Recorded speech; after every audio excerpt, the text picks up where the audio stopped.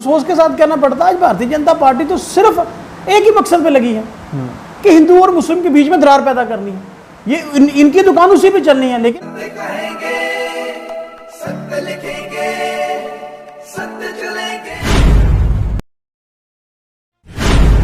राहुल भट्ट की आतंकियों ने कल गोली मारकर हत्या कर दी थी और उसके बाद से कश्मीरी पंडित जो है वो काफ़ी गुस्सा हैं, जगह जगह पर विरोध प्रदर्शन कर रहे हैं और इस बार उन्होंने भाजपा को भी कटघरे में खड़ा किया है। लेकिन महबूबा मुफ्ती जी एक प्रदर्शन में जा रही थी कश्मीर के अंदर, तो उनको वहां जाने से रोक दिया गया, हाउस अरेस्ट किया गया है।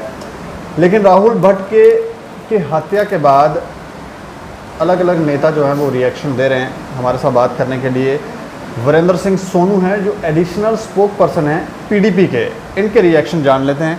अच्छा, मैं जानना चाह रहा हूँ कि सर आप किस तरह से देख रहे हैं राहुल भट्ट की हत्या को, और एक पुलिस कांस्टेबल हैं रियाज अहमद, उनकी भी आज हत्या कर दी, कैसे देख रहे हैं आप? देखिए, ऐसे है कि ये जो कल राहुल भट्ट साहब जिनकी हत्या तहसील हेडक्वार्टर में यहाँ पर की गई, मैं उसकी कड़े शब्दों में निंदा करता हूँ। और दूसरे हमारे कांस्टेबल जो देश के लिए आज शहीद हो गए हैं जी, रियाज भट्ट साहब उनका शायद नाम है, मैं उनकी भी ये जो हत्या की गई है उनकी शहादत को प्रणाम करता हूँ और उनकी हत्या की भी हम कंडेम करते हैं और पार्टी की तरफ से भी कंडेम करते हैं, क्योंकि हम चाहते हैं कि जम्मू कश्मीर में जो खून खराबा ना हो, जम्मू कश्मीर में खून खराबा बंद हो। आज आप देखिए कि कल और आज 2 दिनों में हमारे 2 घर जम्मू कश्मीर के उजड़ गए।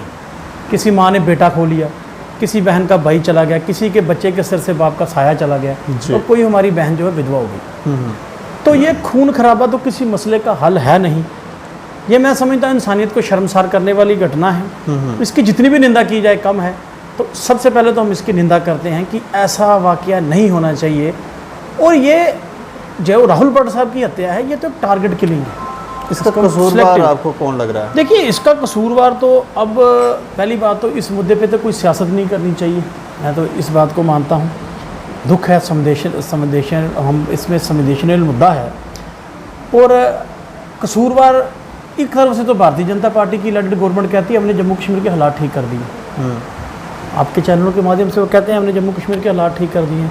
अब मुझे समझ नहीं आती, अगर ये हालात ठीक हो गए हैं तो ऐसी टारगेट किलिंग, ये तो हम 90 से भी पहले की तरफ जा रहे हैं। ऐसी तो इतनी पीक मिलिटेंसी में भी ऐसे नहीं हुआ जो आज हमारे साथ हो रहा है कि एक मिनार्टी कम्युनिटी से कश्मीरी पंडित हमारा भाई जो PM पैकेज से वहाँ था, वहाँ बैठा था, नौकरी कर रहा था, उसको दिन दिहाड़े तहसील हेडक्वार्टर में गोली मार दी जाती है।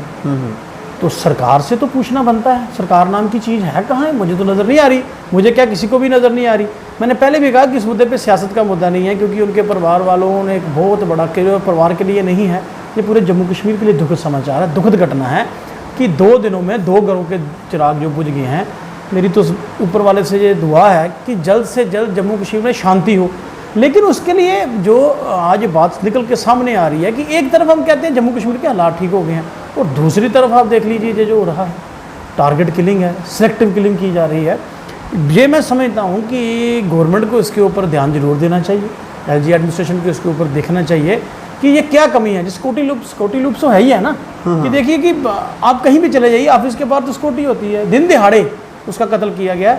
तो मैं समझता हूँ कि एडमिनिस्ट्रेशन की भी कहीं ना कहीं मतलब नाकामी जरूर जो सामने आ रही है। मैं एक और चीज़ आपसे जानना चाह रहा हूँ कि महबूबा मुफ्ती जी को हाउस अरेस्ट किया गया, क्या वो वहाँ पर लोगों को भड़काने जा रही थी इसलिए उनको हाउस अरेस्ट किया गया, या उसके पीछे कोई और कारण आपको लग रहा है? उसके पीछे सिर्फ एक ही कारण है कि महबूबा मुफ्ती जी को लोगों के साथ मिलने नहीं देना है। मुझे आप बताइए कि अगर महबूबा मुफ्ती वहाँ चले जाते,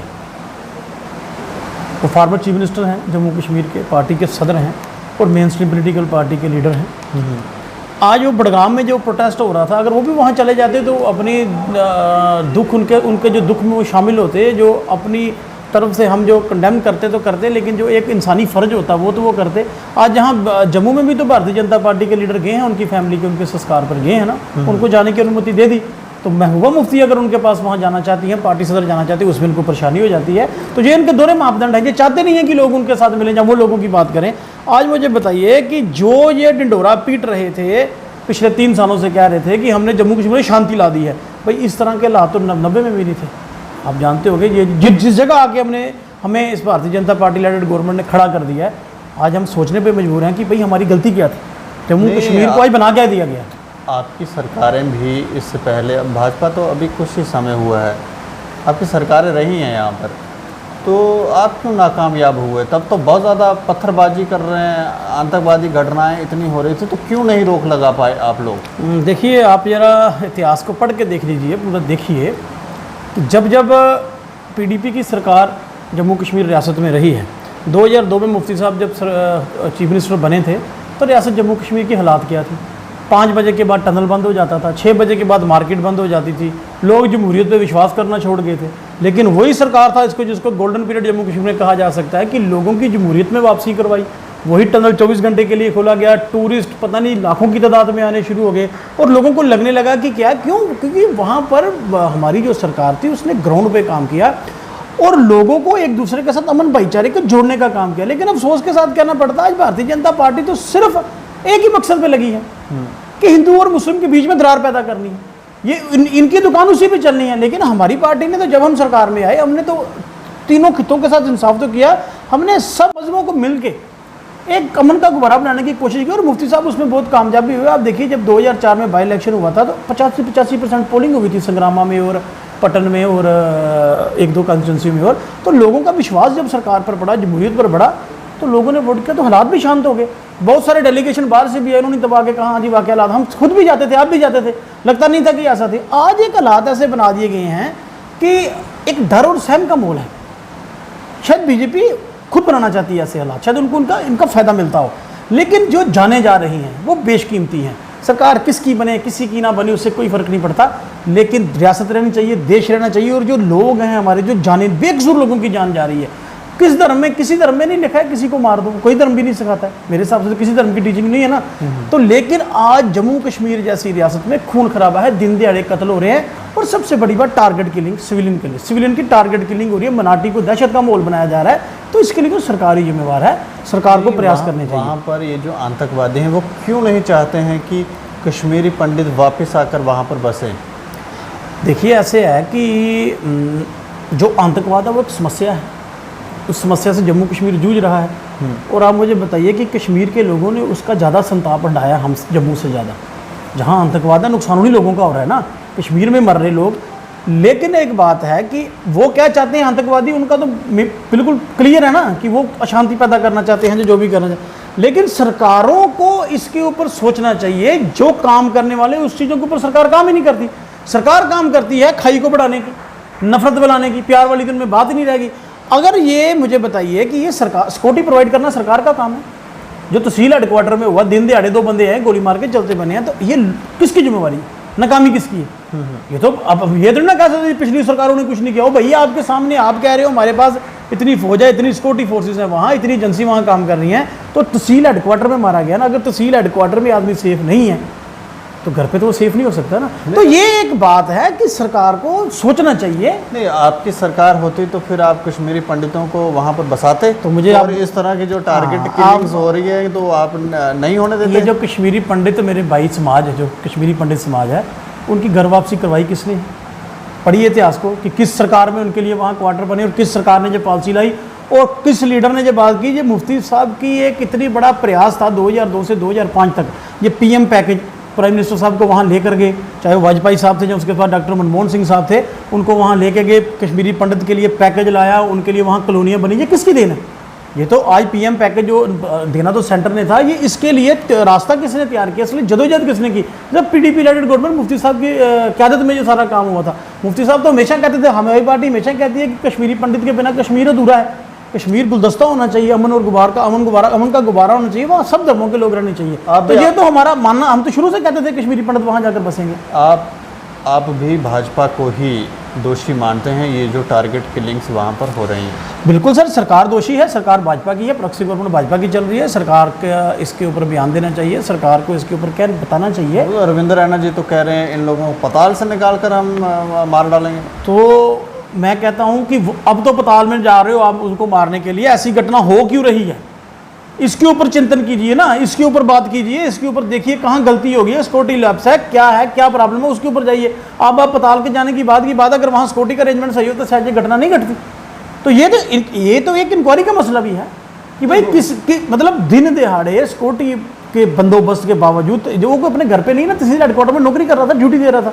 तो ये तो सरकार को सोचना चाहिए ना, सरकार की नाकामी है, और सरकार नाकामी छुपाने के लिए उनके पास एक ही तरीका है, हिंदू मुस्लिम, मंदिर मस्जिद, आपस में लड़ाई कि लोगों का ध्यान भटक जाए। मुझे आप एक बात बताइए, आज जम्मू कश्मीर तो है ही है, आज हिंदुस्तान में क्या हो रहा है, आज देश के हालात कैसे हैं, आप सब लोग हम जानते हैं। ये वोट की खातिर देश को खोखला मत करें। नहीं, वो तो कह रहे हैं जो था हम उसी तरफ जा रहे हैं, कोई नई बात तो वो कह रहे हैं हम कर नहीं रहे हैं। मुझे आप अब बताइए, पीडीपी कार्यालय में अगर यहाँ पहले भाजपा का कार्यालय होता तो वो तो कह रहे हैं यहाँ भाजपा का कार्यालय था, वो तो यही बात कर रहे हैं, कोई नई बात तो नहीं हो रही है, वो तो यही कहते हैं। अच्छा चलिए ठीक है, मुझे बताइए बाकी सब मुद्दे देश के ख़त्म हो गए, अब मंदिर मस्जिद पे आ गए।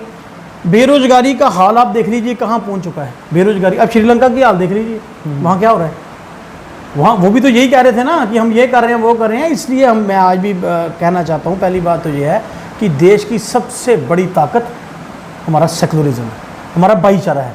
उसको जो चोट पहुँचाएगा, मैं समझता हूँ आने वाली नस्लें इसको कभी माफ़ नहीं करेंगी। इन्होंने जो किया है, आज बेरोजगारी, एम्प्लॉयमेंट दर आप देख लीजिए, देश खोखला हो चुका है, किसी के पास काम नहीं है, काज नहीं है, नौजवान जो है वो डिप्रेशन में चला गया सिर्फ लोगों का ध्यान भटकाने के लिए। आज महंगाई कहाँ है, आज आप मुझे बताइए महंगाई कहाँ है, आज महंगाई कहाँ है। आज पेट्रोल 110 रुपये लीटर बिक रहा है, डीजल की कीमत कहाँ आसमान छू रही है, खाने वाला तेल महंगा, दालें में सब कुछ महंगा है। लेकिन भारतीय जनता पार्टी जो है वो सिर्फ महंगाई से ध्यान भटकाने के लिए हिंदू मुस्लिम मंदिर मस्जिद। ओ भाई, हम ये कहते हैं कि हमें पेट में खाना चाहिए, नौजवान को रोजगार चाहिए। जब तक ये आप नहीं दोगे, सरकारों का ये काम है, सरकारों का ये काम नहीं है देखना कि मंदिर में क्या हो रहा है और मस्जिद में क्या हो रहा है। वहाँ बैठे हैं लोग जो चलाने के लिए, जो पहले भी धर्म चलते आ रहे थे, अभी किसी के धर्म को कोई खतरा नहीं, खतरा भारतीय जनता पार्टी को है। इसलिए लोगों का ध्यान जो भटका रही है, अपनी नाकामियों को छुपाने के लिए वो ये काम करती है। चलिए, शुक्रिया हमसे बातचीत करने के लिए। Thank you ji, thank you sir. तो वीरेंद्र जी को भी ये लगता है कि ये जो राहुल भट्ट और रियाज अहमद की घाटी के अंदर उनकी हत्याएं की गई हैं, उसका दोषी जो है वो भाजपा ही है। इसके ऊपर आप भी अपनी प्रतिक्रिया रखें और देखते रहे दैनिक समाचार। मुझे और मेरे सहयोगी अमित डोगरा को दें इजाज़त। नमस्कार।